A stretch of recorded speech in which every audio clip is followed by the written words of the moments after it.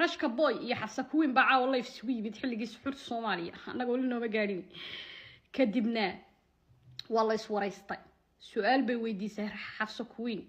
waxay tir rashkow markaanu kala tagaynay aniga adu nin baan ku kala tagnay gabar baa igu soo cayday bay tiri gabadha way isgaranaysaa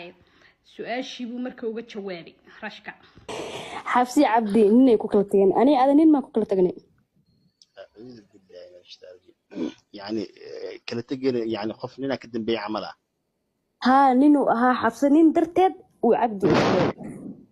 ميا حبسة أنا هذا شو صنع كلام خلنا صح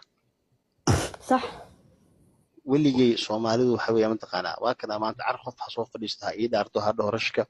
أو كهالله صوبتي أنا أذوق كلا تجني نقول الشيء ده حواي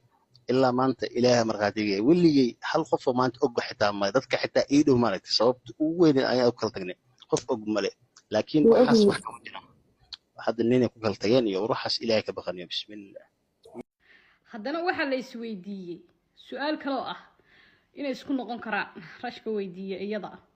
iyaduna su'aashii bay uga jawaabtay inay bal isku noqon karaan iyo in kale wad iska fahmaysaa dadkii lahaa isku noqday waxa jira sababa la isugu noqon karin dadkii kale tagay iyagu fahmi maayaan waxay ku jawaabeen sababtu waxa waaye ani dumra ani gurina soo marwaay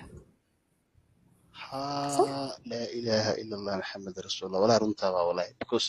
diinta islaamku waxay qabtaa hadii oo gabadha qofka dumarka hadii ay nin kala tagaan inay guur soo marto hal mar ma hadii aad nafska xabsa fiiri hal mar ma furiinka hal koobaad waa soo ceshin kartaa naagtaada kan labaad sidoo kale ma hal xab ma sheeguyo afta saahad u kala tagnaa sheeguyo ana midka saddexaad markii dhacdo kadib gabadha waxa waaye hadana dhiil ma ahaya nabiga wuu naclada mugta wuu inkaaray sallallahu alayhi wasallam nabiga صلى الله عليه وسلم وأكون سلناه عقلي واقبنا أنا بيه كسلناه محل ده ساس ما نرت مس أنا لا ساس واي لكيس ما هديل إنا قشين ضد حاجة ما تقانا لو ديل إنا قلنا كده عبدي أنا أذوا اسمنا قفز أقول سنة ساس ما نرت مس أنا لا ساس واي لكيس ما هديل إنا قشين ضد حاجة ما تقانا لو ديل إنا قلنا كده عبدي أنا أذوا اسمنا قفز أقول سنة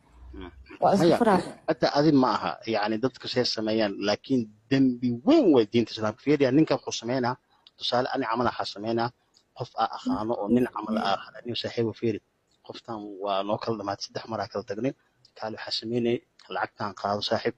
قبل مهرسو لكن هلا أخل قلنا مركوسان كو مهرسدو حدنا مركي لصوب